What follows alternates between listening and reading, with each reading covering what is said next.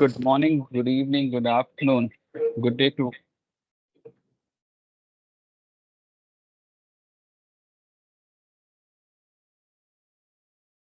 We'll wait for the clicks to stop for a few seconds and then we will start. We are all set up and ready.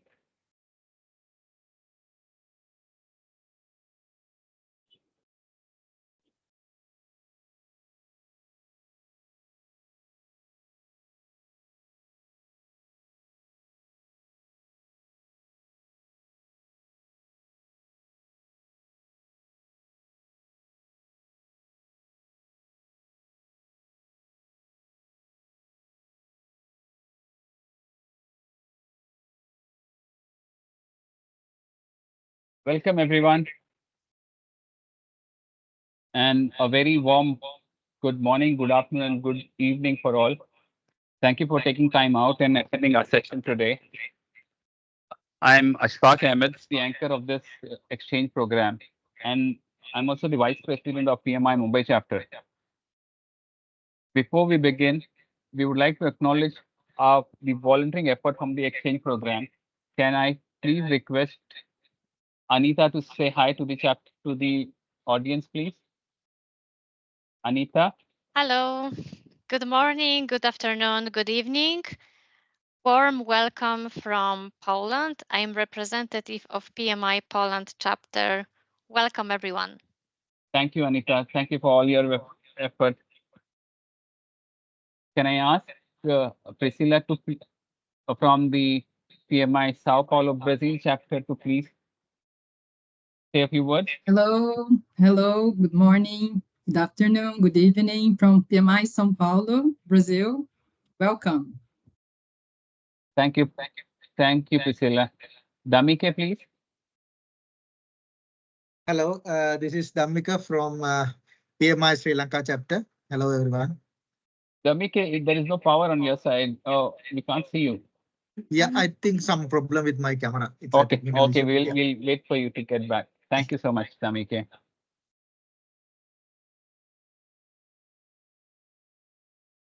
We had a few more volunteers who had some urgent work and they could not join in. Tao from the Taiwan chapter and Hiral from the PMI Gujarat chapter. Priscilla, you want to talk about the exchange effect? Sure. Go ahead. Thank you, Ahmed. So welcome back to PMI Chapter Exchange Season 5, Event 3. Today, we have a session topic that is being discussed a lot in our project management community, which is Agile, Predictive, or Hybrid. What is the best for my project? Today, we have our PMI friends coming from 30 different PMI chapters from around the world: North America, Latin America, Europe, Africa, and Asia, plus many other supporting chapters. So this is our exchange effect map for today's session. It shows which countries registrations for today's session are coming from. In fact, we have 63 countries represented here, a lot of countries. Very good, very next, nice. Please. Yeah. Very, very nice. This map is really beautiful. So we invite you now to keep saying hello to each other and networking as we begin this session. Today, we are pleased to announce that we have 1,000 registrations from Alaska to New Zealand and all countries and continents in between. Thank you so much for this warm response to this initiative. And please, we would like to ask you to let us know where you're coming from using the Menti link shared in the chat. It's important to remind you that this meeting is being recorded. So if you feel uncomfortable in any way, you can choose not to attend. If not, you are welcome to continue. We also highlight that everyone here at this event is speaking on our individual capacity. Therefore, our opinions do not in any way represent the opinions of our organizations. Next one, please. And like previous events, we will also spotlight you. Here are the rules. Participate actively in the event using the chat window. Share an interesting quote or comment on the topic or on this chapter exchange event. And then in the end of the event, we will spotlight you. Plus, you and your quote or comment will be featured in our Insight Exchange Nugget. So please share your quote with us. Next, please. So, it's my pleasure to introduce you our guest speaker of the day, Margaret Carneiro. With 3 decades of management experience, Margaret is deeply passionate about contributing to the adoption of practices oriented toward effective deliveries, benefits, and results. This passion extends to her work as a Brazilian and international speaker, teacher, and consultant in strategic portfolio, program, and project management. As a lifelong learner, she has earned various certifications. Her focus on the government sector is driven by a personal and civic mission to connect people and organizations globally. As a consultant, she has guided companies implementing PMOs, processes, methodologies, and tools for effective portfolio and project management. Her recent role as a director at the Technology, Science, and Innovation Ministry involved leading the implementation of a central PMO and a PMO network. This initiative has provided visibility into over 500 projects across Brazil, enabling decision-making and funding allocation. She has been an active PMI volunteer since 1999, and she has received 4 PMI awards. Currently, Margaret is a director of Agile Alliance. She has authored several articles and co-authored 4 books. Her academic backgrounds includes a master's degree in knowledge management and doctorate. Margaret is the proud mother of 2 daughters and grandmother of 2 grandsons. Wow, Margaret, over to you. Hello, everybody. Thank you for this. I'll Can stop you hear here. me? Yeah. Okay. And can you see my presentation? Yes. Okay. Let's see if it's working. Margaret, Okay. I think we are seeing your presenter screen. Yes, I think so. Hello, everyone. Well, for years, the predictive approach was enough for project management. However, in the VUCA world, we discover its limitations, especially in software development projects. The Agile Manifesto and new approaches change everything, turning old paradigms literally upside down.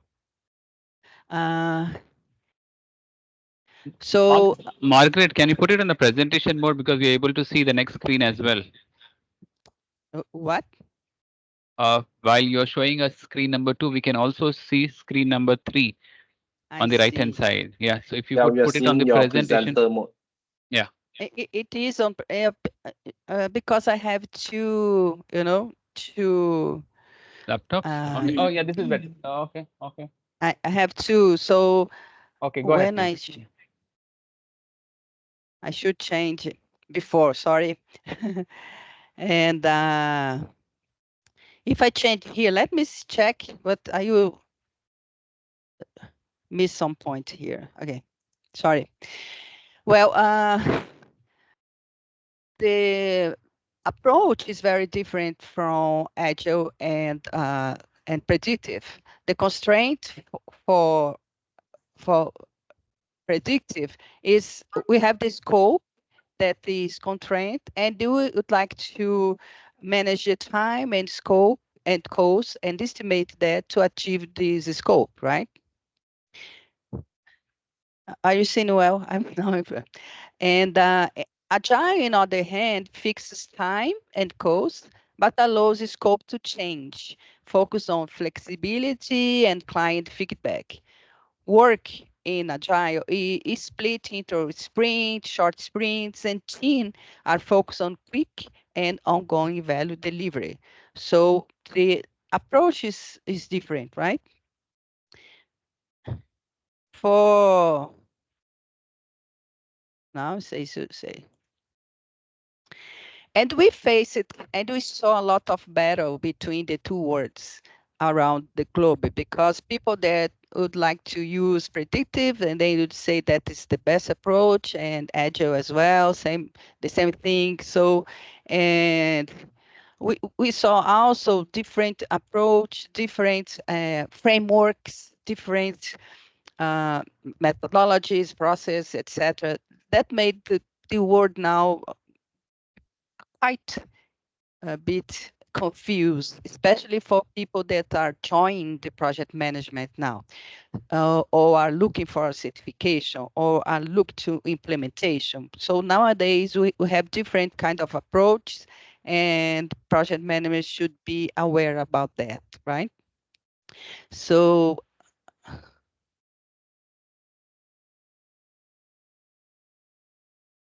but in reality, both are very good and both can be useful for projects and deliver value. But some projects fit well in predictive approach and some fit well in agile approach. Those are some examples like construction projects, manufacturing projects, infrastructure, etc., and governmental, etc. But we need to know to understand why, right? Why is this important?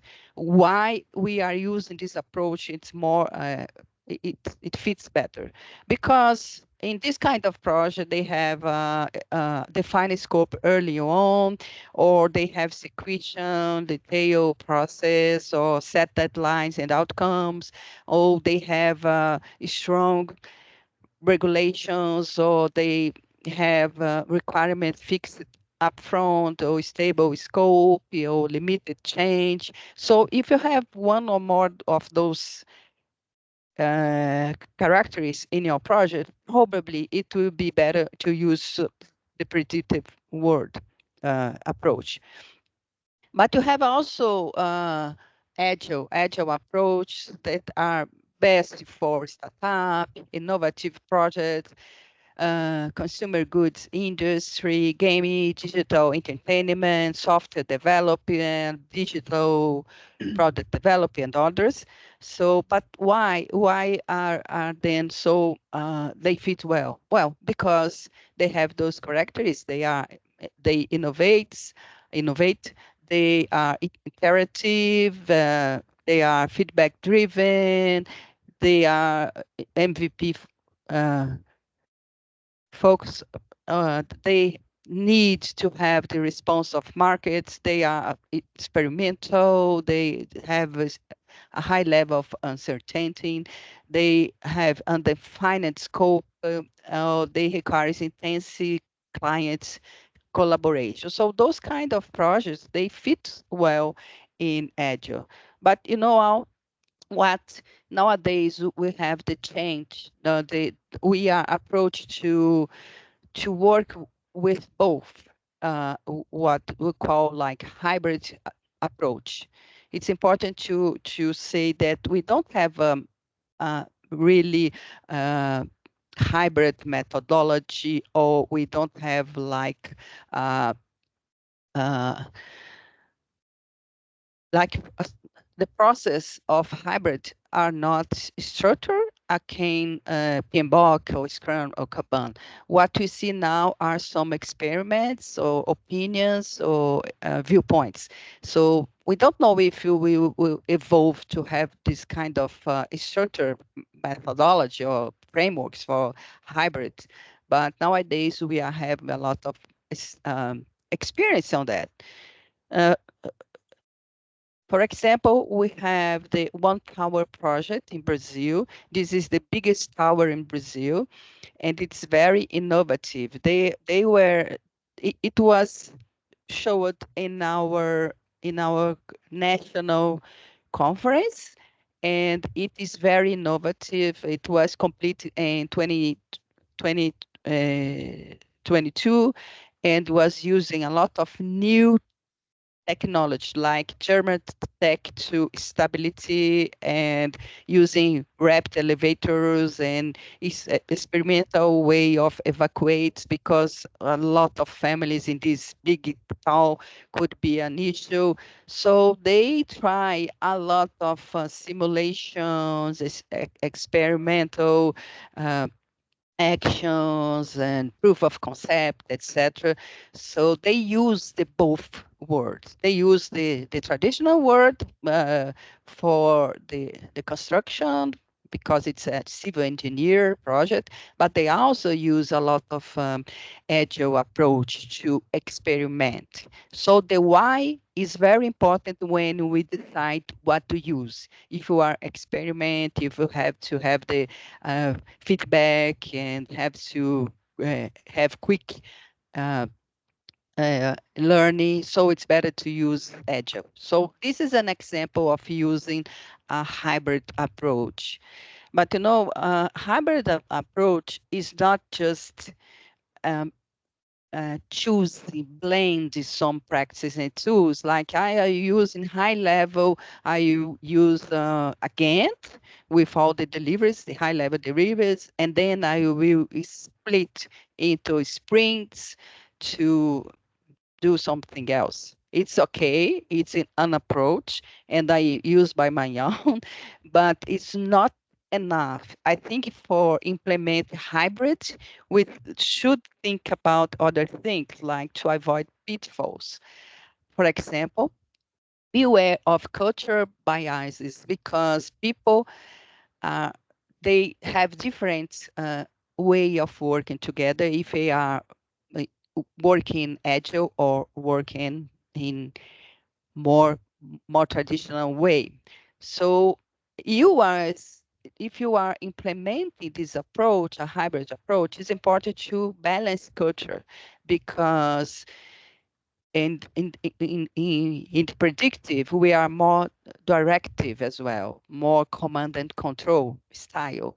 And for agile, people are more, the teams are more self-management teams. So we have to balance to take this in consideration when use hybrid.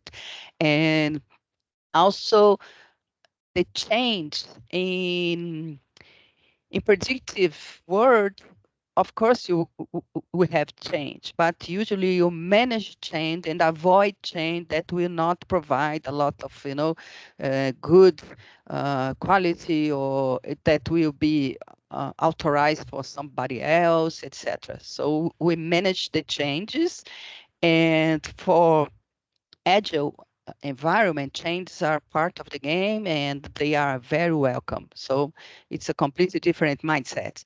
So also the decision making is different, because when you are in a predictive world, usually you have the sponsor, you have a CCP, you have a commit that will decide everything, and the team is not heard a lot. And in agile, it's very different. It's more uh, collaborative, and team take part of on decisions. They are heard, so it's different. Another thing is to implement hybrid is very, it's you have a potential for confused. It can lead a confused, so demands clear and strong leadership and management, because people would understand what kind of approach we are using, etc. Also, the team must be more skilled, because they have to be bilingual. They have to understand both words very well. So in order not to become confused and make worse, right? And also requires an adept seasoned project manager. The manager, the project manager in a hybrid approach have to be well versed in both agile and predictive methodology. So this is my opinion about the pitfalls that should take into considerations, not just blend methods, it's not just blend some practice, so using Gantt chart and then the uh, uh, a Kanban board or something like that. So it's important to think about culture and how people will work together in this hybrid environment. So I'd like to share my information for you guys, and thank you.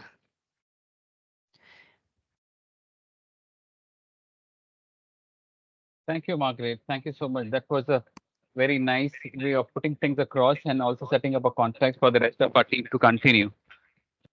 I will share my screen now and we'll take it forward. I'm sure our panelists would have got some really good points to connect with and take the discussion further. Thank you, Margaret. We'll wait to hear from you during the panel discussion also. Yeah. Okay. So next we see is the one team, one song, and one dance. That is what we call the exchange effect. Just a snapshot of our program. The exchange program is a PMI chapter collaboration initiative. We have partnering 30 chapters and many supporting chapter on this program represent all region that PMI is in today. We have recently added Mongolia and Vietnam chapter to the current list. We are also in discussion with other chapters whom we will onboard soon. PMI Chapter Exchange is a virtual community of chapter leaders, a community that transcends across continents, countries, and culture. And we like to put it this way. Our vision is to evangelize cross-chapter collaboration and encourage cultural diversity. It is all about teamwork, co-creating monthly events to bring diverse perspective to our chapter member, spurring networking and collaboration opportunities. And by doing this, we're building a community to share good practices within and external to the program. That is why you will notice chapters from diverse backgrounds participating in this program, because we truly believe diverse connection leads to innovative solutions.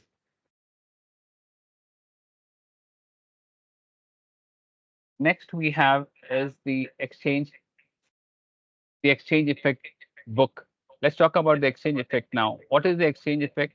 To a phenomenon where diverse connection leads to innovative solution with a compounding effect, one diverse connection at a time. And we have documented our learning in the form of a book, The Exchange Effect. It's available on Amazon. I'll share the link in the next screen.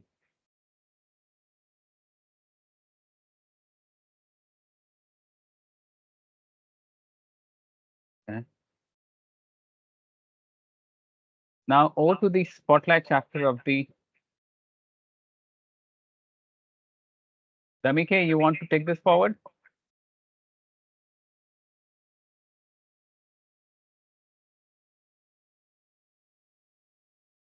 Damike?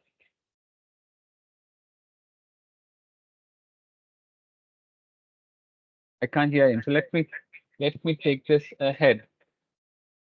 I would like to introduce the PMI Mongolia chapter president. Do we have Mr. Tumen online? Can I see you on camera, please?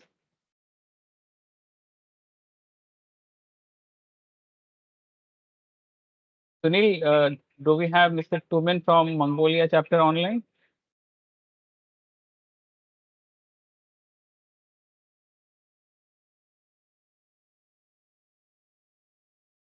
Okay.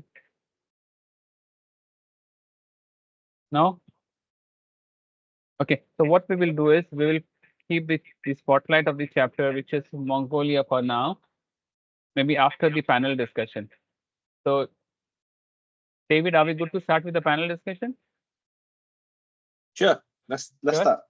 Anita, Yeah. you want to introduce our moderator for the day? Yes, of course, with pleasure. All the Let very me best. Yes. Go ahead, let please. me introduce our session moderator for today. It is David. Hi, David. Thank you so much for accepting the invitation to moderate the panel discussion today. So let me share few facts about our session moderator. And I also believe that we have a slide about David. So David is organizational project management consultant, trainer, and coach from various industries. What we also know about David is that he helps clients maximize project success and elevate the community. David, you are also the immediate past president of the Project Management Institute Malaysia. We know that you empowered chapter's board of directors to lead the chapter volunteers to make ideas reality while removing impediments. You are passionate about sharing, mentoring, and coaching others to be their best in project management and leadership to realize sustainable benefits and create meaningful values for their stakeholders. Thank you so much for accepting the invitation to moderate today's panel discussion, and the virtual stage is yours. Thanks, Anita. First of all, I just want to thank you for having me as a moderator. One thing good about being a moderator is that I don't need to crack my head to think of all the answer that from the moderator. So thanks to appoint me as the moderator so that I can enjoy here and learn from all these subject matter expert. So before I start, I would like to call on all the panelists to turn on the cameras and also introduce yourself, who you are, where you're from, and what is your background. Maybe let's start with Amit. Amit, are you there? Yes, David, I'm here. Hi, everybody. This is Amit Toshniwal here. I come from India. I'm currently working with L&T Finance in Mumbai. I head IT project management and robotic process automation departments. I have diverse 2 decades of experience with project management certifications. Looking forward for a great collaborative decision. Okay, thank you, Amit. Maybe let's go to Dimitri. Dimitri, are you there? Yeah, hi. My name is Dimitris Dasios. I'm from Greece.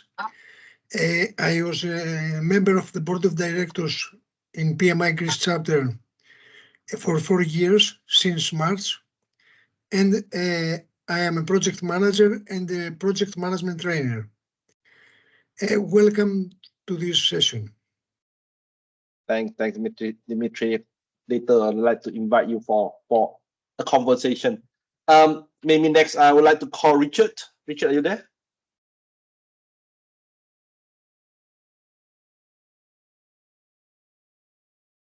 Richard, we cannot hear you.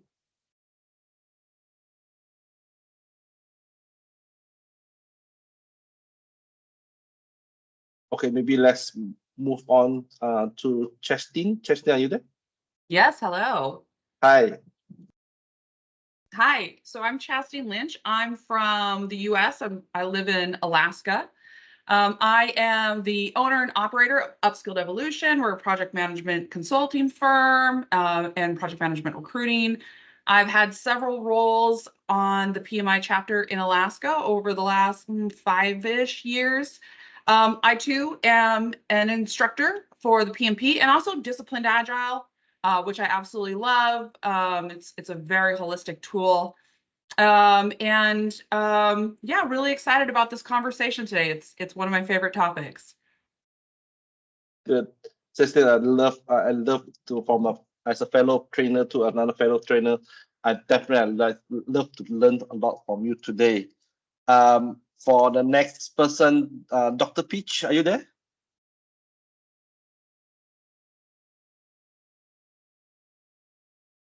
Dr. Peach?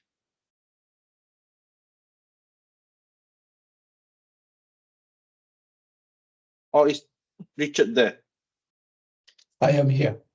I hope you can hear me. Yeah, Richard. Yes. Finally, you can see it. Yeah. Awesome. Thanks, everyone. Happy to be here. My name is Richard Magu. I'm a project management consultant. I'm from Nairobi, Kenya. We've mostly been implementing software projects. I'm very passionate about Agile. When PMI acquired Disciplined Agile in 2019, I quickly became the chapter champion, and I've been championing Agile, not just in the Kenya, but also the Ghana chapter now, which I recently joined. Great, Richard. Yeah, definitely. I would love to learn a lot from your side here. Dr. Pish, are you there? Yeah, can you able to hear me? Yes. Okay. All right. Hello, everyone. My name is Pichaya Balasubramanian. I go by Pitch. If you like baseball or cricket, you can kind of relate my name. So I have been involved in PMI more than 2 decades now. A lot of knowledge sharing and learning from PMI fellows. I have worked on 5 different industries, 4 different countries. Diversified experience. I'm really blessed with that. I'm currently part of the PMI Phoenix chapter as a board director and treasurer. I also previously started my journey back in PMI Great Lake chapter, Michigan, and then PMI Pittsburgh chapter, PMI Chicagoland, and now in PMI Phoenix. And glad to be part of that and working with you all to continue to learn and grow. Great, Dr. Peach. Definitely the last one, Margaret is actually also willing to answer some of my questions here. So I will include Margaret into my question in my panelists also. So again, thanks to all the panelists here, and thank you for participating in this discussion about Agile, Predictive, and Hybrid. What is the best for my project? So I would like to start with Chestin, if it's okay with you. I think just now Margaret has talked about why we need to use a various of approaches for project. My questions to you. Let me open up my questions. Okay, so since that the Margaret has shared why there are so many approach and methodology, my question to you: why can't we use a single approach in various kind of projects? Well, I suppose you could. However, you know, and I'm not the naysayer of traditional project management that tends to come out in the conversation of why Agile is great. I think Agile is amazing. As project managers, we have to have this very extensive knowledge of business acumen, because when we start onboarding a project, when we start engaging with our project charter or our business case, you know, that doesn't really have an Agile framework around it. And so there's all of this business process that happens in the very beginning before we have teams, before we're prioritizing backlogs, before we're developing anything. And then there's this huge piece afterwards that is involved in the closing or maybe even the migration of data, so on and so forth, when we move from an operational project or a CapEx project into operational expenses. So even in a completely agile world, there's all this project management that needs to occur previous to deployment and after deployment. And so as project managers, if we're making the best decisions based off of the goal of the project, the culture of our environment, and then our threshold for risk, is scope flexible or is time and cost flexible? And those are really the choices that we should make when we're determining which process we approach. Mm-hmm. Okay, that's great. Just to understand furthermore, we also have a hybrid approach. Mm-hmm. Yep. Questions. Maybe I would like to ask Richard here. Why in some project why we need to adopt a hybrid approach? Oh, thank you. There are a couple of reasons. Those that come to mind, top of mind, is what you're doing may not necessarily fit into a purely predictive or purely adaptive way of delivering. I'll use a very example that's very contemporary. We have a robotic manufacturing line for an electric vehicle manufacturing. So traditionally, you'd use a predictive way to set up that particular manufacturing line. But now when you get into robotics, there's the element of software delivery and software configuration, and that lends itself to an agile way of implementation. And so hybrid comes in as the best way to basically get the project or initiative delivered, where you would use the predictive elements for the hardware elements, the assembly of the robotic hardware, and for the software, you basically use adaptive approaches. Great. Yeah, I can add that little more onto that, right? So sometimes we also do a lot of that in-house development, product configuration and deployment, a lot of the third-party integration, where they may have a different release cycle, deployment cycle, and product release cycle perspective. So sometimes it is good to have that kind of a flexibility so that you can able to accommodate all the deliverables which are required to realize the benefit of your program, right? So that is another point I would like to add that in addition to what Richard mentioned. Great. Thanks, Dr. Peach. Yeah, definitely we need to be flexible when it comes to managing projects, you know, even not only project. I would say that from my point of view, a program also need to be quite adaptive. Maybe I would like to go to Dimitri. We most of the time when we come to a various of project, or when we are trying to targeting a project, we always try to consider a risk, right? A risk of VUCA, right? Why do you think that the waterfall approach or predictive approach is actually risky in the VUCA environment? Yeah, thank you, David. When I was listening to the previous elaboration of the topic, I would like to add my assessment based on my experience from various projects. It's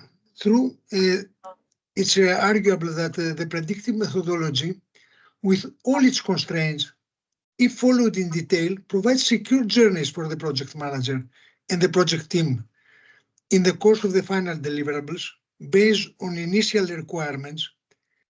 There are a lot more to consider at current times when the project environment is by no means isolated from the outside dynamic forces and can be characterized from unpredictable events.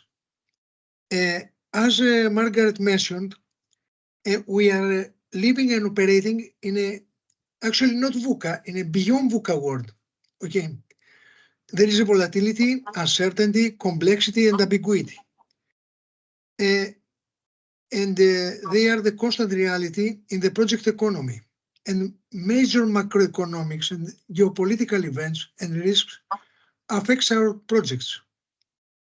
In addition, the markets are in continuous movement with regard to developing new products, to exploiting existing and emergency forces of technology, the change in regulatory and policy decisions. So, in these specific conditions, the initial plan will produce the outputs that the customer has required, but not really the outcomes and the utmost value that is expected from the final product. In this case, the adaptation of the agile mentality by working in a time-boxed, iterative manner, embedded feedback loops in processes, at least for the more volatile part of the requirements, it's the only way to avoid continuous change requests and scope grips. This is my opinion. Thank you. Okay, thanks, Dimitri. Yeah, so I do understand again. You know, we have to be quite flexible or adaptive when it comes to approach. And yeah, sometimes when we are pretty much predictive, it can be actually a very risky and actually quite challenging when we are dealing with the VUCA environment.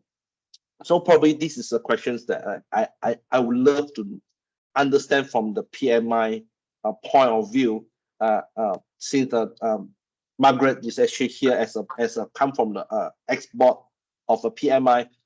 Margaret, well, I'd like to ask you, I know for the past many years, we do see a lot of media talking about predictive, talk about agile, and some people saying that the predictive approach is no longer relevant.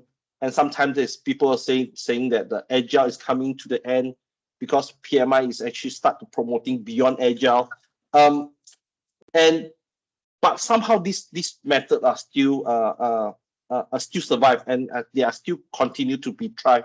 I would like to know from your perspective, how do you interpret this kind of confusions among the professional PM professional, and what do you think from there? I have some point of views, right? The first one is it's very dangerous when people are not experienced and they learn something new and they say, that's it, I will solve all the problem with this. So we had this in the past, we still have this with Agile, and we saw a lot of people change a lot of way of doing stuff in the environments and companies, and some of them did not succeed well because, in my point of view, because they were experienced enough to understand the environment, to understand the context, to use according to the culture and the needs, etc.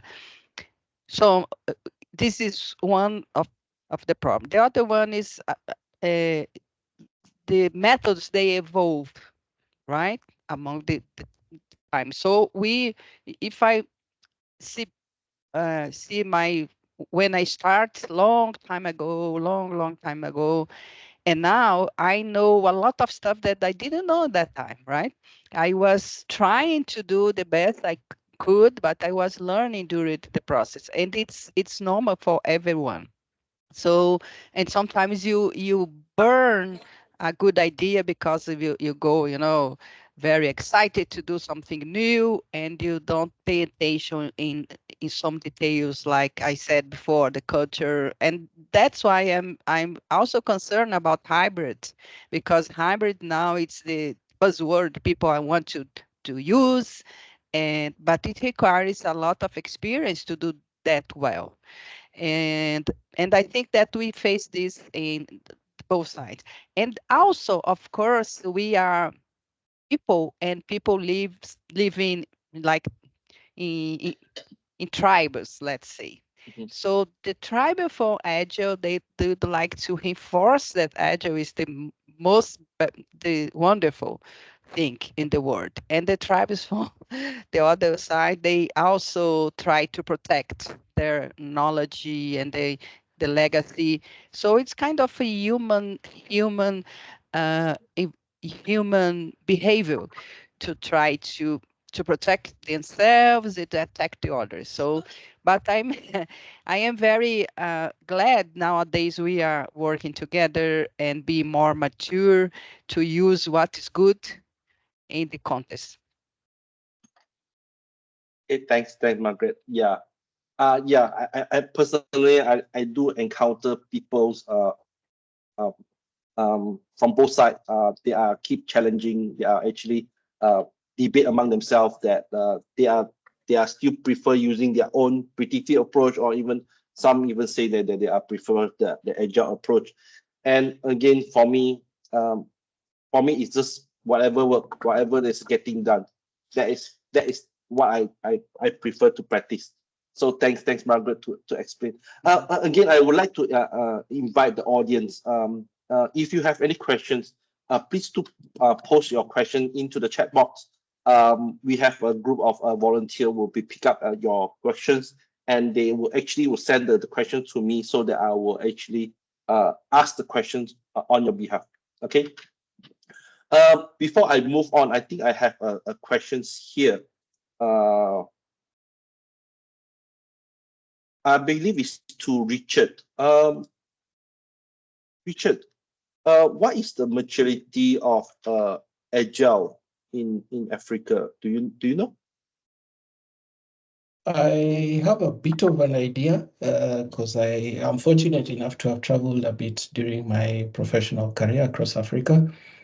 I wouldn't say per se the practice of Agile frameworks is extremely mature, mostly because of knowledge of the frameworks and the usage. But in terms of Agile mindset, the African person is right up there.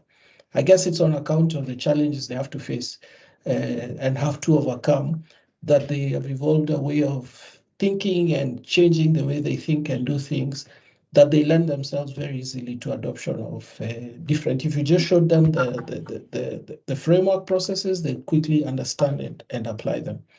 So in that regard, I think in terms of framework adoption and processes, it's not that high, but in terms of Agile mindset, I would say it's right up there.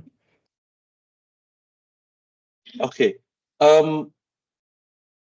Probably there are again. I'd like to open up to the panelists, right? Any question? If anybody want to just answer.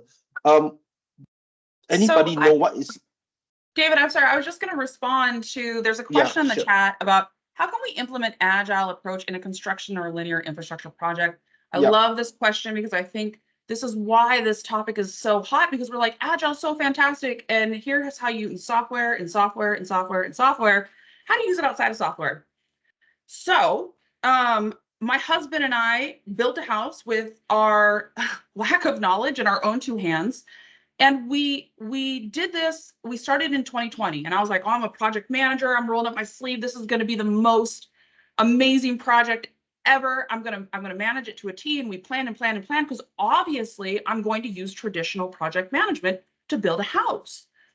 Except for this was at the end of 2020 and then into 2021. And we would plan and plan and plan. And then when we went to deploy, everything had changed: price, materials, availability, and we'd have to plan and plan and plan, and so on and so forth. We were on this constant hamster wheel. After 1 year, we hadn't turned over a single rock. So I said, you know what? I've got to plan this in an agile fashion. So here's my backlog: a house with 3 bedrooms, 2 baths, 2 garage. I don't need this whole product. I need a minimum viable product to move in. So what's my MVP?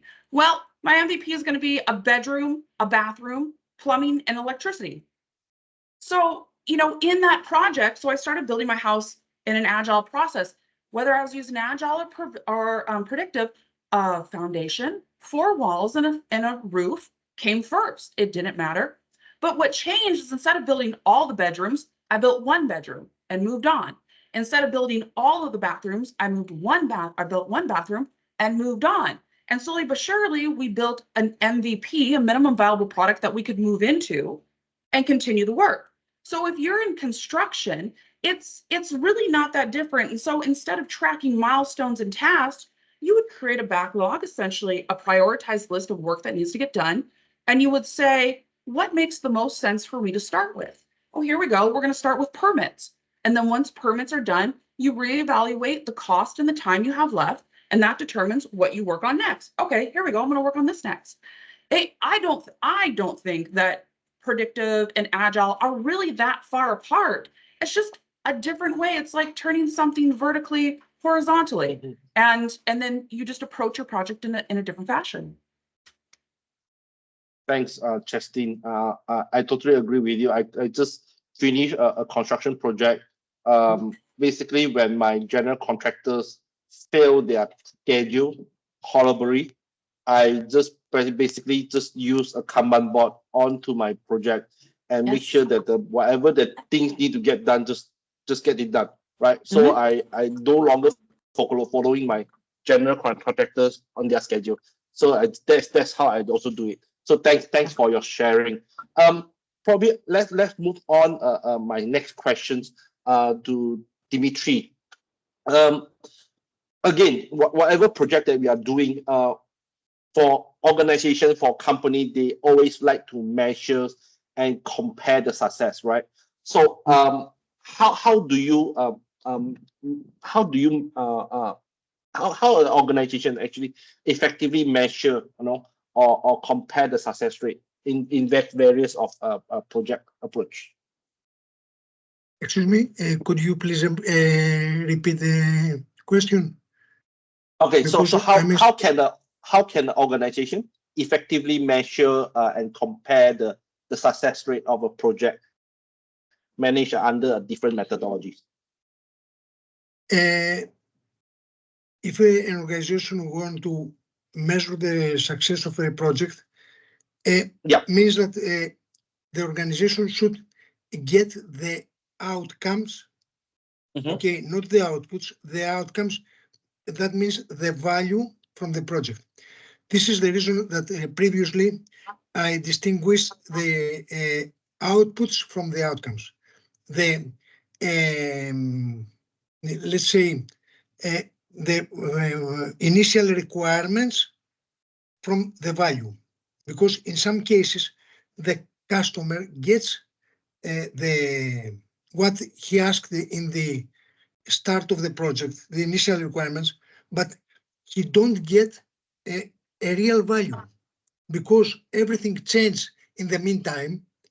The situation changed, so either he will have some change requests to adapt to the new situation, or he will get something that is not the best for him.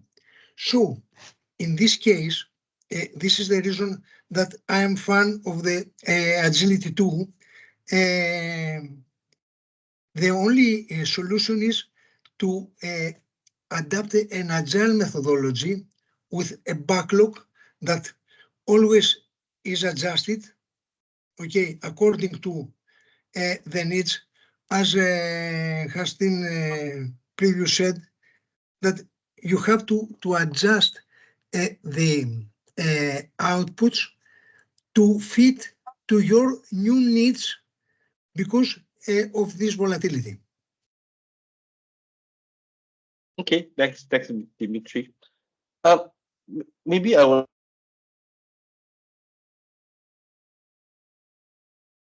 Is the key decision-making factors for choosing a different methodology? David, we also have Amit. He's able to join now. Amit? Yeah. Yeah. Amit, can you hear me? Amit, you're on mute.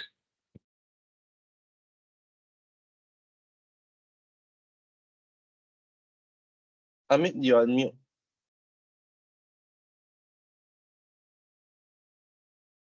Okay, probably let's move on first before I come back to Amit.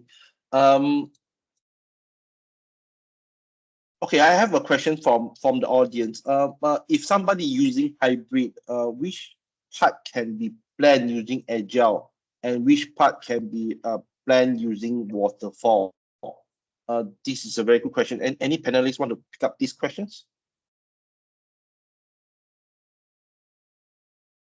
I mean, I think it changes. I can try. Okay. I can try. For me, that's why I present those slides and I stress the why. The why behind is very important because depend of the why, you know if it's more fitable to use one or another. So if you are experimenting, if you don't know what is the scope, so it's Agile is very well to help you. So I gave some examples, and if very strict, you know exactly what to do, and you have all the process together. So the predictive is the way to do that. But you can mix practice. You can mix like as Justine told, she decided to use Agile for the house construction and think about the module, because before Agile, we would build a house in module. You know, start with a small part of the house so people can live there, and then start even before the Agile. So it's a way of approach. So if you understand the project and you see how you can implement that, how you can, you know, take advantage to have access to some features in case of a house, to use the house before, not to wait the entire project to be done so she could move before, after 2 years, 3 years. So she decided to use Agile for that. So it's important to understand why. If you uh, if you know exactly the scope of a building, for example, you can build it, all of them, and then you know, use the traditional way. But even in civil civil engineer, you can use both, as the example I told you about the biggest uh, uh, building in Brazil. They use both because they had to experiment new way of doing stuff. They have to experiment new approach, new uh, technology, etc. So they have to use that agile approach in order to experiment, to learn, to, you know, to prove, to have the feedback. So it's a completely agile approach, you know. Okay. Thanks, Margaret. I think these questions from the audience. I think I would love to ask Chastin. The question is like this: there is a lot of confusion between the role of project manager and Scrum Master. How can a global community help HR and the business manager maintain the right expectation in hiring process for these professionals? Yeah, that's such a great question. I'm glad you asked that one. I've seen it in the chat. Yeah. Yeah, so you know, agile is an umbrella term, and then there's frameworks inside of agile like Scrum or Safe. So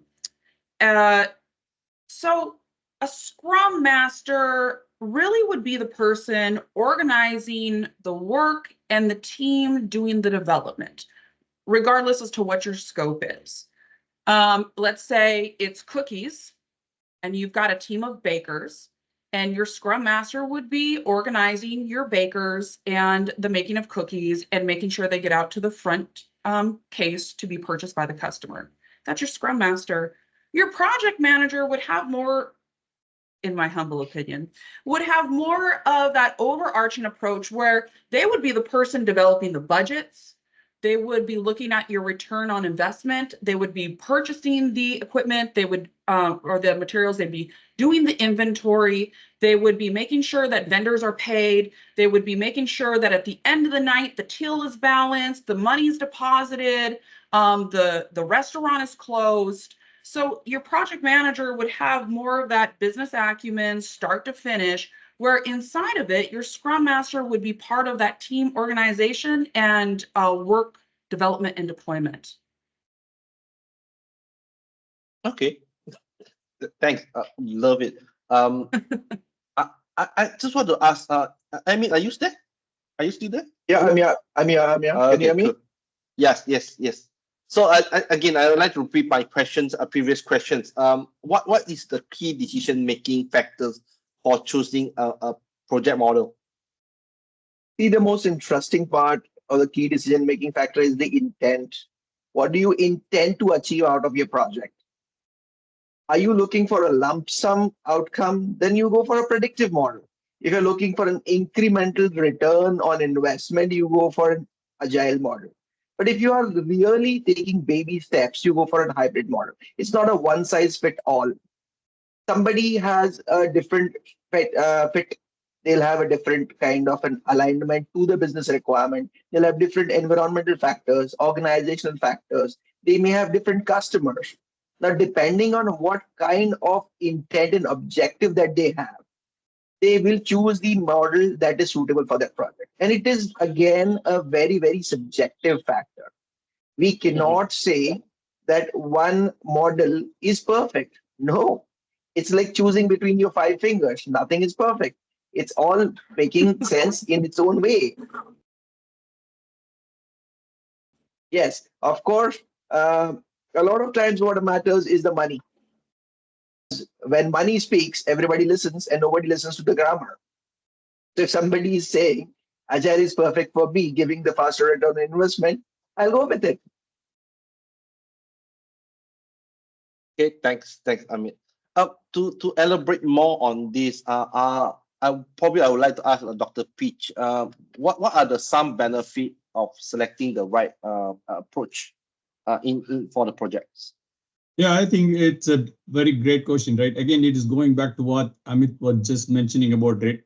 Having that end in mind is the key, right? What do you want to accomplish from a project, program goals and objective standpoint and your benefit realization? And for me, that's more like a destiny, and what method you use, that is very unique to the project and based on your organization. I look at it in a more 3 different angle, right? From a people, process, and technology standpoint. The first one is more like a process.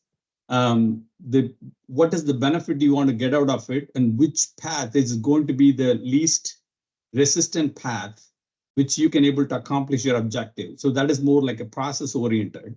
And then how do you define your organization structure and the crew? And then how do you combine it as one piece of the pie, look at it. From a people side of it, one of the things, including myself, before 8 years back, I started involving Agile, and we are so ingrained into the predictive model and iterative engineering, iterative model, waterfall.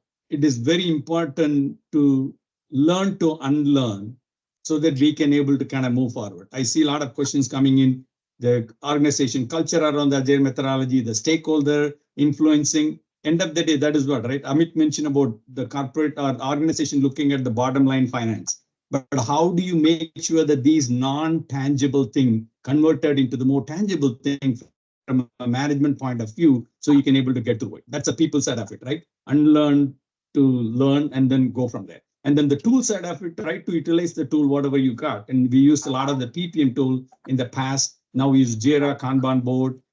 Again, it's not like one size fits all. You need to find out what is the best fit. And then I can tell you, in my humble opinion, you may not get all that accomplishment done, but I always look for the most of it, right? My approach is a 3-4. What you can able to control, you do it right. Do it 100%. What you don't have any control, but within your reach, influence it. The things you don't have any control, not in your reach, be mindful. Don't worry about it, because your success lies in the first 2 layers, not on the third layer. Okay, thanks, Dr. Peach.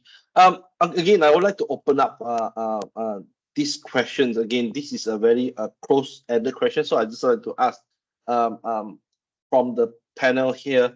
The question from Eric Quinn, I believe. He said that he think that the main reason for using a hybrid approach is organizations have a very rigid project governance and try agile methodology. That's the only way out to do hybrid. Do you agree? Maybe I'd like to ask, start with Amit. What do you think? I find that really nice to answer.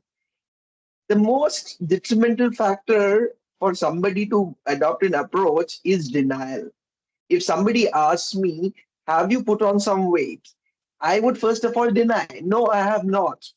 And that is where everybody's saying like, oh, do you want Agile? Oh, no, I don't need it. Why? Have I put on weight? No, I'll deny. Oh, it's just 2 slices of pizza I ate over Saturday along with a big, thick milkshake. Oh, no. People deny the fact that they need to change, they need to adapt, they need to be flexible. Now, if somebody needs to be flexible, you can't suddenly expect the person to go lift up a huge weight and do bench press or run around a marathon. You have to start with baby steps of walking. Cut down a little more fat, be a little more agile, and then go to the next step. That's exactly where hybrid comes into picture. It's an adaptive way. It takes into consideration your 360-degree environment, the other factors that influence you. It helps you adapt. It's a more comfort zone. Of course, there are pros and cons of every approach, but as I said, slice of pizza is always fatty. Somewhere somebody will have to run. Okay, thanks. Dimitri, do you have anything to add on? No, actually, I totally agree with the previous colleague. I would just say about Yeah. like the difficulties of culture is I don't go into a room and say, okay, I'm going to use Agile today, or today I'm using traditional project management. It's just not a conversation I have. If I think that the team should work in an Agile sense, then every 2 weeks we do a lesson learned and we pause and reflect our work and see if we need to make adjustments. Inside here, it is absolute organized chaos. And so for me, I love, brain mapping, but I'm not like, hey team, we're going to brain map today. And this is an Agile process. It's a tool that I utilize to engage with the team or the worker or the stakeholders. So if it's a culture that is opposing change, that's okay. You as a project manager or someone on the project team.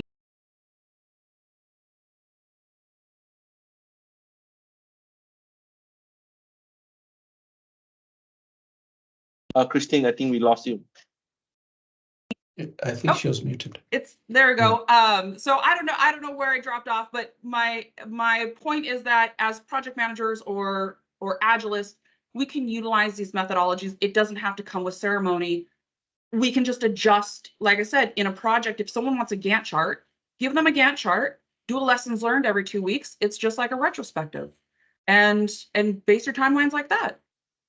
Thanks. I agree with Justin, right? So if you want to really, for my point is the checks and balances. If you want to manage it, you have to measure it, but it's up to us, right? It is not one this way or that way. And then again, I'm looking about from a project light, project mega, and we have a lot of the things where based on the objective, you have to select the method and the right level of the documentation so that you have a balanced approaches. It's not like overkill. And that is also very important to kind of understand that from the angle. And then it is not like a hybrid method always, right? So thanks, Dr. Peach. Dimitri, just now you're saying something. May I add something? To be honest, I believe that there is no pure waterfall or pure agile project. I believe that all the projects are hybrid. Okay, because even if we declare that this is a agile project, in some parts we are using waterfall methodology. Even if we are using waterfall methodology, in some cases we are using agile mindset. Okay, in most cases in the planning. Okay, in the planning phase, the agile methodology is more beneficiary than the waterfall methodology. So I believe that we are using a hybrid, even if we say that we are using agile or we are using waterfall. And this is the question in the answer. What percentage of your projects are hybrid? I think it's 100%. Yeah. Thanks. Okay. I say that it's all a budget game. Enrique says projects are approved on yearly basis, budgets are approved on yearly basis. Of course, there's a fixed kitty, there's a fixed privy purse, and you consume out of it. If your returns are not good, you'll shut down the project. Of course, you will not. I have been given a pocket money. I'll spend it on chocolates, or I'll spend it on food, or I'll just spend it on something learning. That's a choice. A project needs to be adaptive. It needs to be hybrid. That is the game. Thanks. I mean, I must say, it is making me hungry with his analogies of pizzas and milkshakes and soups. It's all started with just cookies. To agree with Dimitros, actually, it's actually a question of value creation, and most people actually, if you aim to create value for your initiative or project, You don't get into the weeds of whether it's predictive or adaptive or agile or waterfall. You look for the best way that actually creates the value. And I would agree with you, 100% of the projects are hybrid. It's just a question of how much flavor you add onto it, whether it's predictive or adaptive, if you like, to just get the job done and deliver value to the people that need that value delivered to them. Yeah. Okay, this question probably I would like to ask Margaret, because I think it's one of the questions from the audience. I believe that the Agile is not just meant for IT or software related, right? Any comment on that? Margaret. So no. So I'll say it is not always software or hardware. A project can be anything. It can be just birthday planning. You can plan it as a bulk, outsource it, or you can plan it in bits and pieces. Give it to 4 friends who will organize 4 scrims for you. Deliver. One takes care of the decoration, another of the guests, other of the drinks, and the 4th, of course, sorry, Richard, food. So these would be 4 people who will be doing 4 sprints, and they'll accumulate together into the integration sprint that is the final party. So yes, it can apply to anywhere. It is just when we implement terms like DevOps, CI/CD, CT, or something on automation platform front, then you flavor it into a little bit more IT. Otherwise, everything else is any normal project, it's hybrid. Waterfall, Agile, doesn't matter. Okay, thanks, David. Margaret, you wanna say on this? No, I'm okay. Okay, let's move on to a couple of questions that I have. Maybe back to Richard. What are the most common challenges when we are transition from a traditional predictive approach or to a flexible, let's say, hybrid or agile framework? How can we mitigate these challenges? Okay, thanks for that. I find it from my experience, it's mostly people related challenges. And I think Amit hinted at it. Some people, when you naturally tell them that they're fat, the first argument is, no, I'm not fat. So people tend to be the biggest challenge with regards to picking up and adopting new ideas. As an antidote to that, I personally champion a growth mindset. Because a growth mindset works 2 ways. It helps adaptive or purely agile. Those kids who come out of school and all they know is Scrum, understand that there are other ways to deliver things that are hybrid, and they can actually work with a stepwise approach to get things done. And the converse for the older generation who have delivered things in a purely predictive way, get to learn the new ways of doing that you borrow from adaptive ways. So a growth mindset helps everybody figure out the best way to deliver value. The next thing has to do with the environment. Again, it touches on people. If the environment is not enabling, then you find it very hard to actually utilize these approaches. Sometimes you may have to create a bubble where people actually have to work in a particular to demonstrate this to the rest of either the organization or other people that they are working with, that it actually works. And then finally, what should follow is the process. Because the idea is if the mindset is in place and the environment is enabling, you basically have to routinely do certain things so that they become commonplace, and processes would then be able to support that. Okay, thanks, Richard. Talk about the grow mindset. Maybe this is a question back to Chestin again. When you come to a grow mindset, it's all about learning, right? Learning for people like all of us. Most of us are PMP holders, or maybe some of us are CAPM. When we come into a learning path, what kind of learning path that is actually recommended to people like us, PMP? I've been learning. I have my PMP for like past 10, 15 years, or beyond even before the agile start to in fact into our project management. what kind of learning path that we should actually adapt ourselves? Oh my, well, I'm going to give PMI a plug, who, by the way, doesn't pay me anything. But if you are, I'm assuming you're a PMI member. If you are, sign up for automated notifications for all their webinars. This is a super great platform to learn things from people around the world and increase your PDUs. Because what happens is when you sign up for that webinar through PMI's platform, the second you attend that platform, your email gets registered, your PDU gets registered.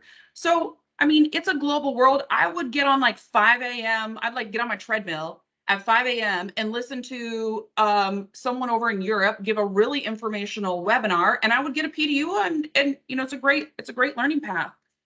I would say too, I feel like as project managers, especially people who grow, a lot of us here are consultants, we're, you know, regarded as maybe subject matter experts in our space. For me, the person who asks the most questions in any room is the smartest person. I think that the more you can ask and the more you can raise your hand and say, I don't understand what you're saying, the more you're going to learn. And if you really want to be a well-rounded project manager who understands different methodologies and different approaches, then raise your hand and say you don't understand as often as possible, because you're going to get the most out of that. Great. So again, I hear you saying that we need to go online, projectmanagement.com, and to learn from various industry, especially people like me. I have my PMP 15 years ago, and that time not much of Agile. The best learning still go to the projectmanagement.com and learn as much as possible experience from anyone around the world talking about how they actually practicing a hybrid and Agile. That is great. If I would share my experience. Yes, sure. Just a small tidbit. I actually did something that was a bit crazy at my point in time. Is I actually was a PMP. I've been a PMP for close to 15 plus years, thereabouts. Yeah. I went and joined a local Agile community. So I'd go to their meetings and I'd stick out like a sore thumb because I knew nothing. And I, of course, being the PMP guy, everyone thought I'm the antithesis of what they're supposed to be discussing, the waterfall guy. But I learned a lot. I learned a lot about, even from the water cooler or the refreshment break conversations, about the environments that they work in, the challenges they really face. I'm still a member of an Agile community. If anything, I really try and put the other perspective within the Agile community, so people actually see there's actually some green grass on the other side of the fence. It's not only green on the Agile side of things. And people get to learn, as Cecile pointed out, that if you raise your hand and ask questions, you learn much more than someone who just sits and assumes they know it all. I'll add on to that, David. My experiences learn from people who have made a mistake. You unlearn and become like a sponge. About 10 years back, we were not getting a lot of lessons learned. So we switched to a very radically maverick way. We started a campaign called Amo Fare Erreri. It's a French name or some Latin name, I don't know. It was like share your biggest mistake anonymously and what you learned from it. Post it on the wall, and the best mistake will get an award. Again, it will be shared. So the point is, if somebody's made a mistake, appreciate that somebody's paved the way for you. Somebody saw that there is an error, and that error is not what we will repeat. So learn from other people's mistake, so you progress further. That's a better way to learn, I say. Okay, thanks. I mean, I think I also catch some of the audience questions. I try to lump that all together. It's all about stakeholder engagement and also managing expectation. When we are coming to choose a different way of approach of project, what is the best way of engaging the stakeholders? They might be those stakeholders like construction, they are only know about predictive, but they are not able to adapt into hybrid and or agile? How do we go and engage all those kind of stakeholder? Anyone want to take on this question? I mean, I will just say, regardless of your project, and who your stakeholders are, report on empirical data. Mhm. Make it objective, not subjective. The team is doing well is one of my absolute, do not give me that update. The team is doing well because we met 20% of the project's goal, and our run rate is reflecting that we're going to hit our earned value management goals. Something along those lines, right? And also, just collectively, I would be wary of any update that states what you've started and not what you finished. Started work is not progress. Finished work is progress. And so as a project manager or a scrum master or whomever engaging with stakeholders, give that empirical data, give those objectives, and leave out the subjectives. You don't need them. Yeah, and I would say that I see some. Okay, so just around, engage the stakeholder objective. Yes. Yeah. Yeah, I'm seeing some of the questions around engagement, efficiency, and stakeholder, right? So the other thing is you can look at it, what Justin mentioned about it, from a utilization and efficiency standpoint, because again, the organization is looking at productivity. So you have to show the number. So sometimes it is very hard as a leader when to lead with mind, when to lead with heart, when to lead with the numbers. So, but it is a balancing act. It is arts and science. Mm-hmm. So you have to find out and how you can able to do it. So tailoring your messages with the overall objective and then with the measurable thing, and then whatever the consequences is going to coming up, right? If you can having those things as much as possible in a transparent way, that will gain that lot of the credibility and rapport as we are going through that. That's the best way to kind of influence that. We try to be as much as possible black and white, and sometimes it is very hard from a financial standpoint, especially the non-financial impact thing, non-tangible thing. But that's one of the things we need to find out, how you can convert the non-tangible thing into the tangible, where you can able to represent it. So those are the things is the best way to influence the stakeholders. Okay, thanks, Dr. P. One more questions before we wrap it up. Questions. As you know, either that you're using a predictive or hybrid or even adaptive. The challenge that the project managers that we get is the support from our top management. As a project manager, what is your recommendation? How do we actually get the support from the top management? Anyone? David, I'll take that call. I think we'll have to put in a point where we'll have to tell the management, let's not start the discussion with show me the money. Let's take that as a last discussion. Let's start with show me the value. Short-term and long-term value. Let's start with value creation, value dissemination. Money, of course, will flow in. If you're bringing value to your customers, of course, they will have a more retention, a better NPS score, a better recommendation, more business for you. So that's where you start with. But it is, again, difficult to quantify value always. There are some qualitative parameters. There are some quantitative parameters. Maybe somebody, I think the management should get PMP or PMI certifications. Then they will understand more. Okay. Thanks, Amit. Okay, so I think we have I just been alert from the organizer that we only have 5 minutes left. I would like to ask this last questions to all the panelists. Okay, maybe let's start with Amit. Again, come to this topic. This topic is about what is the best for my project. The last advice, Amit, what is yours? Well, the best form of project is where everybody goes home happy, sleeps well. Thanks, thanks, Amit. Dimitri, what is your advice? My advice is first work with the stakeholders and the sponsor and everyone to understand that the goal is not the deliverables, but the value. Okay, and then to start working with whatever methodology, but have on focus to give value to the customer. Okay, the outcomes, the value, not the outputs, not the deliverables. Thanks, Dimitri. Richard, how about you? So I would sum it up as follows. It's a process that you've undergone that has grown not just whatever you're supposed to create in terms of value, but also the people that are working on it and around it. So ideally, the project shouldn't destroy anything in its wake. It should actually grow people and make them better.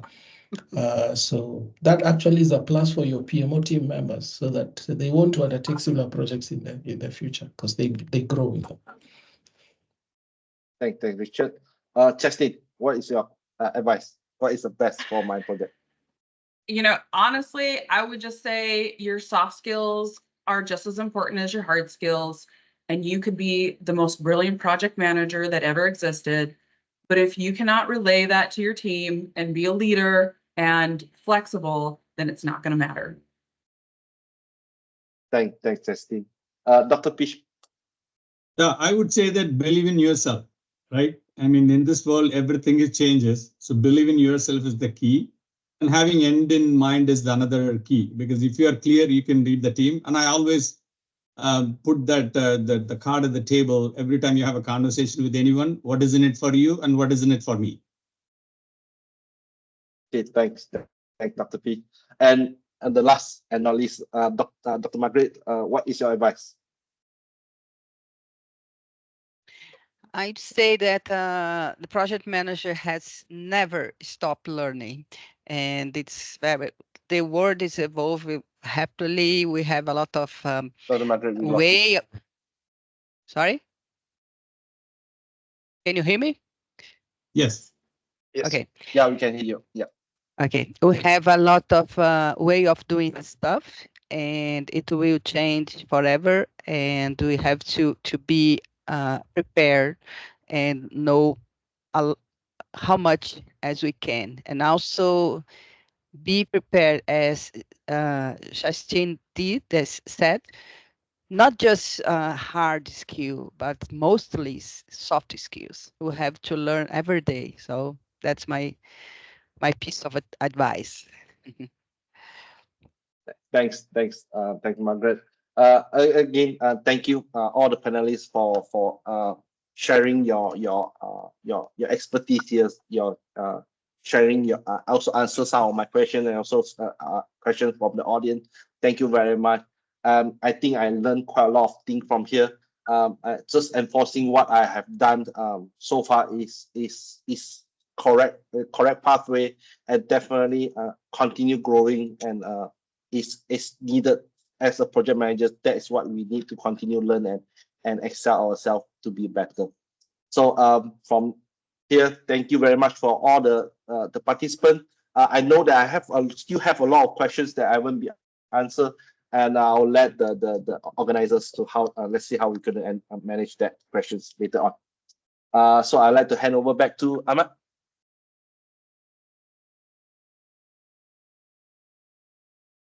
Hello, can you hear me? Thank you. Yes. I can hear you. And Sure. Okay. So I would say it's a great opportunity to collaborate with the best minds across the world, the peers of a PMI network.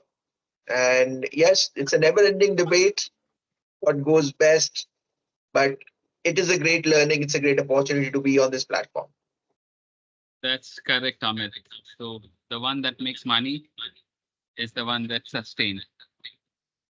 So whether it's agile, hybrid, or waterfall or predictive, if you can make money, there is no other option. Yeah. So thank you so much. Thanks, everyone. It was a really very good and very interactive presentation. Thank you, David, for keeping it live and kicking. And I'll really appreciate all of you putting a lot of effort and preparing yourself and presenting today. And we would like to hear you again and again. So please, so if I send you a request for another session next after a few months, please do accept. We would like to hear you again. Thank you so much. So Ahmed, it comes with the cost though. Oh yeah, of course. So we'll check that out too. Yeah. Okay. So now we gone to the spotlight chapter of the day. Let me just present my screen and make it visible. So this week we have presenting.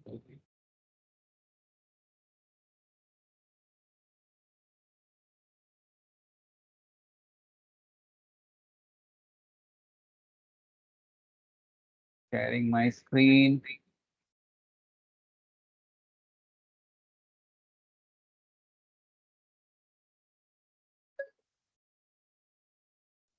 So we have invited Mongolia chapter to be a spotlight chapter of the month. So I will request Damike to do a quick thanks, Ahmed. introduction. Thank you, Damike. Thank you. Yeah. You want to switch on your camera as well, Damike? Yeah, I think my camera is still not working, but I No will problem. do Okay. my Go ahead. video. Yeah. Thank you so much. So Yeah. PMI Mongolia chapter is the spotlight chapter this session. So Mr. Tumen is a senior executive with 28 years of professional experience of working for public and private sectors, including serving as a CEO of Aidness Mongolia company, Mongolia's sovereign wealth fund corporation responsible for managing government strategic mining assets. Board director at the world-class copper and gold asset. Team leader for investment lending projects at the World Bank, International Financial Institute, executive responsible for Mongolia operations at the global multinational company. General Electric, commissioner at the Energy Regulation Committee in Mongolia, 20 plus years of experience of managing and implementing projects with multiple clients and donors. So I'm going to hand over the stage to the president of PMI Mongolia chapter, Mr. Tumen. Hello, everyone. Can you hear me? Yes. Oh, thank you, everyone. It is my privilege and honor to join the chapter exchange initiative. And then thank you, Mumbai PMI community, Ahmed, and the team for having us today. And then we also have online our Oyuna. She's our member director in charge of memberships, and then some other board members. And then PMI Mongolia chapter is still quite a relatively young chapter. This year we will be celebrating our 10-year anniversary. And then we really would like to join with the PMI communities globally, and then we are very active.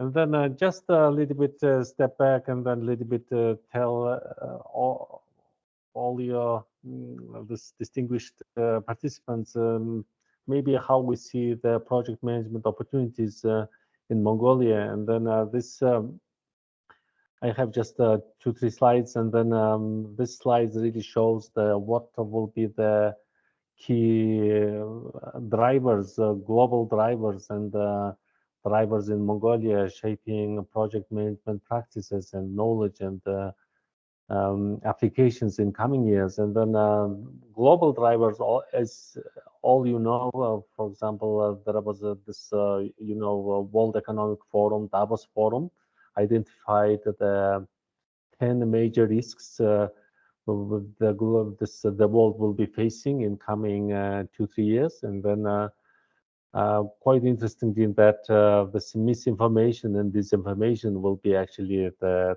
top risk. Apparently 3 billion people will be voting in political elections in coming 2 years. And then as you all know, when there was some presidential elections in Russia, and then there will be elections in the US, India, Mexico, and then many other places. So I think the AI, this coupled with technology, will be, I would say, a very big factor in terms of manipulating people's decisions and then votes, and then So it's quite interesting that it really comes up as a top risk in coming years. And then, of course, some other obvious risks, including the this armed conflicts, for example, Russia-Ukraine war, and then this Israel-Hamas war, and then lately this many other conflicts, as you know, and then many other risks will be shaping the practitioners and project management managers globally. Yeah. So this is how we really see it. And then, for example, climate change will be, of course, a very big agenda item. And then we have very unusually warm March and April in Mongolia. And then I think many of you may know that Mongolia is a landlocked country. It's between Russia and China. And then we have a small population of 3.4 million people. And then anecdotally, we have 70 million livestock, free-range livestock. And then since 2020, Mongolian economy is really becoming mining dependent economy. And then we look, I think, this economic prospects and quite cautiously optimistic with a very strong demand of raw materials from China, copper, coking coal, oil, and many other minerals. And then, so I think this development and then will be really shaped in Mongolia by mining and rapid growth of actually financial services. And then, so this slide really shows what we are doing. And then we have a very active project management community in Mongolia, very young population. This average age is 26 years. And then last year at our annual conference, we had 700 participants, all the young, energetic project managers. And then we had very good cases of this introducing agile project management practice in one of the top banks, Han Bank, and many other organizations. And for example, we have Rio Tinto developed this biggest Oyu Tolgoi copper and gold project, which will be in a few years the third largest copper producer in the world. So we have many activities in relation to big mining project, this project site visits. So we really would like to welcome you all if you have a chance to come to Mongolia, interact with us, and then share knowledge. And then we also would like to welcome our project management to participate in regional and global PMI events. This slide really shows our statistics. We have around 210 members, and then PMP numbers. So, and then last but not least, we have a very good, strong support from our regional Asia Pacific PMI communities in Hong Kong, China, Japan, Korea, Taiwan. And then, for example, Japan chapter is actually one of the oldest, and then they have 5,000 members. So we have a very good participation in our this regional events. So let me stop here, and then thank you this Mumbai PMI community for inviting us to be a spotlight chapter for this meeting. And then welcome to Mongolia. Look forward to seeing you all and learning from you. Thank you. I am Tuman, President of PMI Mongolia chapter. Thank you. Thank you, Tam. Thank you so much. Thank you so much for bringing forward the challenges, the diversity, and the importance of the Mongolia chapter to all of us. In an evening like this, I get to hear people from across the globe some people from the far east as well as the far west, from North Alaska, from Kenya, from Greece, from India, and also from Mongolia. It's really a global event for all of us to be a part of. So let me just take you through. I've invited Greg here, who has taken a lot of effort to note down a few points. Greg, you want to go ahead and help us summarize this, please? Yes, Greg here. I'm from the Alaska chapter. It was a fantastic event, fantastic exchange. I don't think I've heard more discussion about food on any of the other exchanges that I've attended, but I thought that was that was an interesting part. But I kind of used hybrid, the word to kind of think about an acronym to maybe use for the summary. The idea of H would be like, how do we decide how to respond or how to approach a project, and then why. A lot of this is why. Why is this project here? What is the purpose of the project? That can certainly affect how we decide to go after this project, how we approach it. We have to be, the hybrid B is be flexible. We heard that over and over again. The approach may change as you're actually going through the project. Different people may have different roles. Some role might be more predictive. Some roles might be more agile. So there's kind of we've just got to be flexible in our mindset. Key, of course, is what are the requirements of the project? What is it that the customer wants? What do we need to provide? I put input. We have to have input from our team culture, and then also it was mentioned there's outside forces. Those outside forces can affect our approach as well. It may not just be our internals, but it could be regulations. It could be other outside forces that we might not even be aware of. And then last one, D, I put deploy, let's go. And again, it kind of rolls back in with that flexibility. So all these different things can affect how you're going to approach the project. One thing I did like a lot was that ultimately almost every project really is hybrid in some way. Some may be more than others, but the key that I really enjoyed was you have to create value with your project. So your approach, whatever it is, combination of things, it has to create that value ultimately. And that will maybe be the biggest driver of your decision as to what you choose to do and how you approach your project. That's Thank what you. I've got. Thank you, Greg. Thank you so much for summarizing this so beautifully for all of us. And a special thank for agreeing to do this at a very last moment. I'm really You're very, welcome. very grateful for helping us today. Thank you. Okay. I feel as we move forward to the next slide, I'll just present.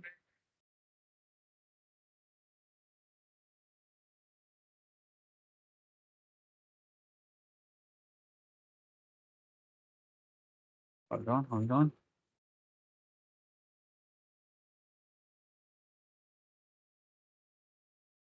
What's wrong? Okay, I'll share my screen and the presentation, and then we will quickly take it to closure.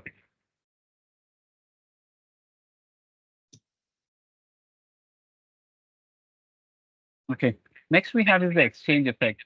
So, thank you to all those who have participated in the Menti voting activity. We were able to see 43 responses, and we see many of those countries with the frequency. The highest one we see is Brazil, Malaysia, India, and many other ones. So keep supporting us, and we'll be very glad to bring you the best that we can. The next we have is the is the spotlight on youth. And if you have seen, there were many such messages there, and the one that stood up from others was, in agile, adaptability is your strength. In predictive, foresight is your guide. And in hybrid, flexibility meets planning. So this is a quote that we all like today, and was presented, pushed by Amod Pusalkar from Mumbai chapter. Thank you, Amod.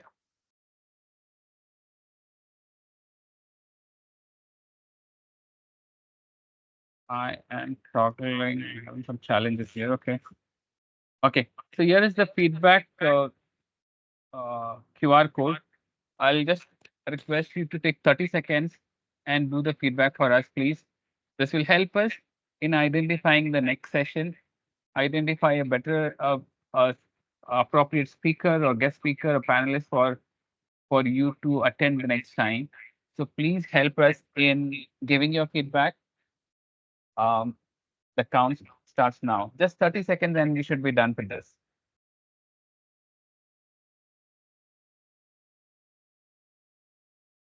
You can just scan the QR code and give your feedback.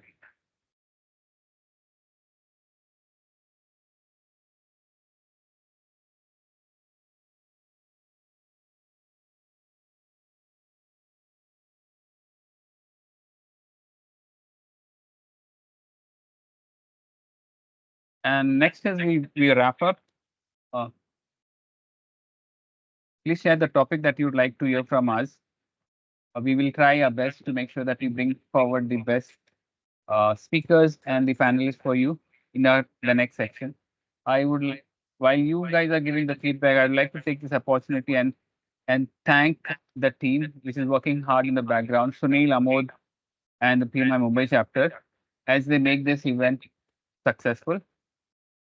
Thank you for all the chapter license.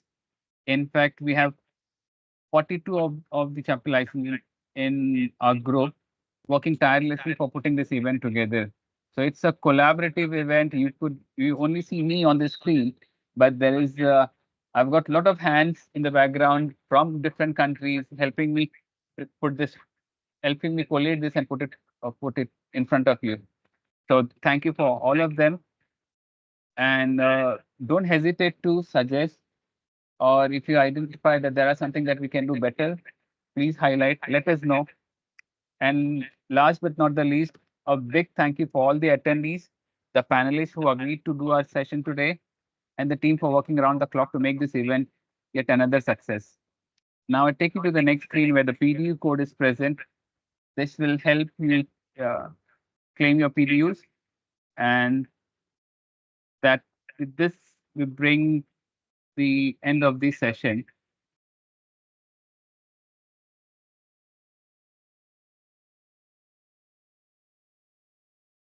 So everybody has noted down the PDUs.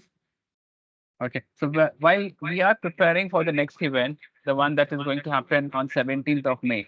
So we still started working on it, and we'll make sure that we get a lot more response. And because this month we crossed 1,000, so next month we are working towards crossing 1,500.